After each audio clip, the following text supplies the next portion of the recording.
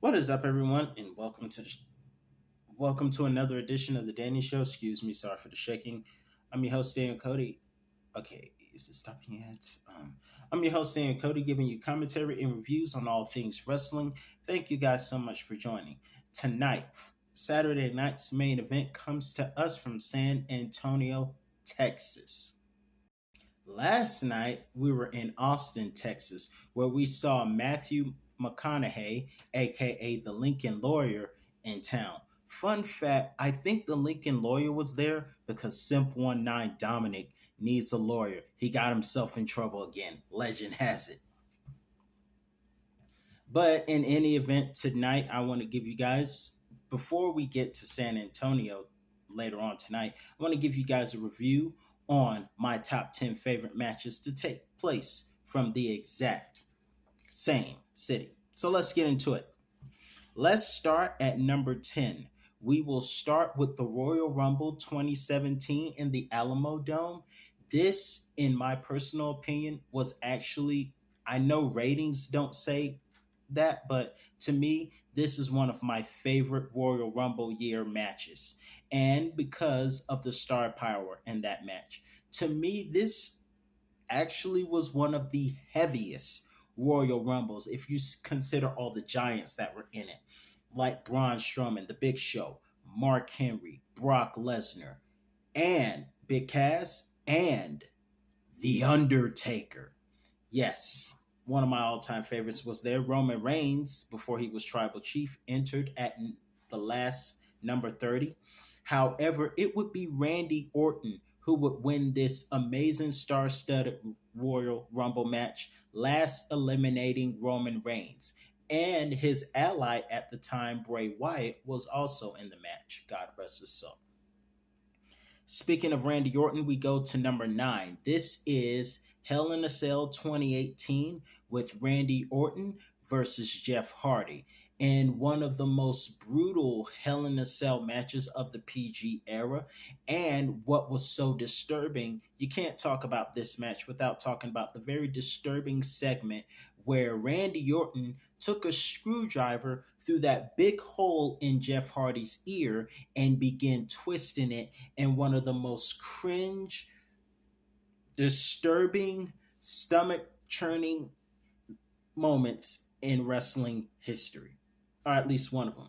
But Jeff Hardy kept fighting and he almost won the match. But Jeff Hardy's mistakes would be his downfall, as he would fall from the top roof of the cell trying to do a move on to Randy Orton through the table, but he missed it and he went through the table, and Randy Orton would win because of Jeff's mistake.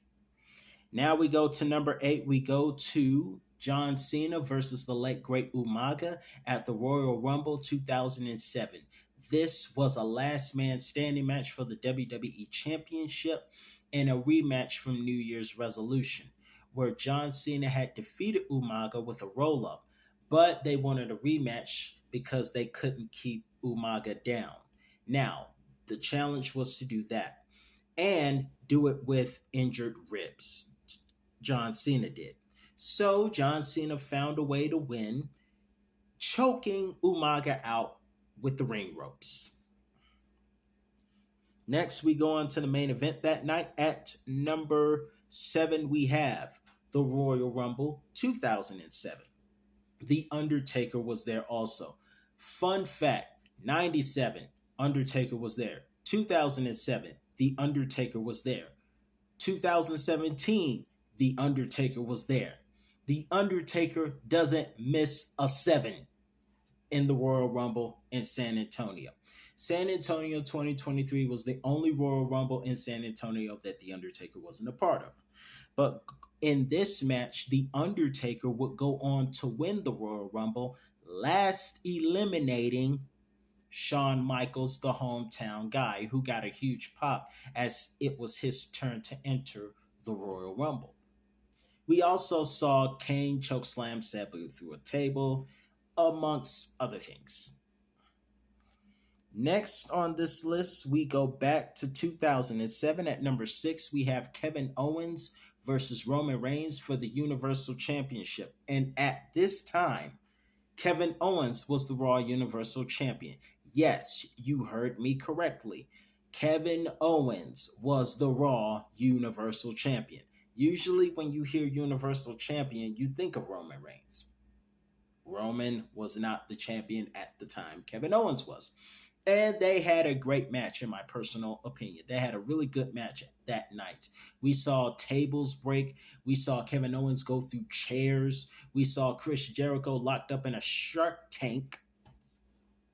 But despite all of that, we still get interference on Kevin Owens' behalf by Braun Strowman.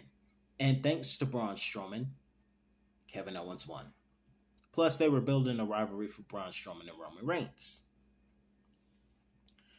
Next, at number 5, we go to Ruthless Aggression with Triple H versus Shawn Michaels, the hometown man. And in the main event of Monday Night Raw, this was December 29th of 2003. Good match for the WWE World Heavyweight Championship, that particular one right there. And of course, the match would end with Shawn Michaels giving Sweet Chin music. However, unfortunately, Eric Bischoff counted both shoulders on the mat because Shawn Michaels' shoulders were on the mat when his intentions were to pin Triple H, causing the match to be ruled a draw. So Eric Bischoff explained it. Shawn got mad and got fired after hitting Eric Bischoff out of frustration. Now, the story wasn't over there because another Texan, Stone Cold Steve Austin, would make his return at the end of the night as the co-sheriff of Monday Night Raw, rehiring Shawn Michaels and thus giving us the Philadelphia Last Man Standing match at the Royal Rumble 04.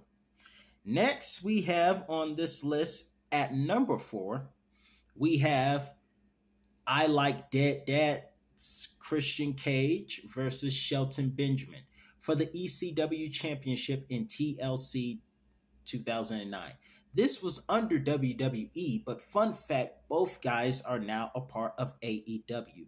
Benjamin being a part of the Hurt Syndicate and Christian Cage being the patriarchy guy that loves to insult people who lost their dead dads. Ugh.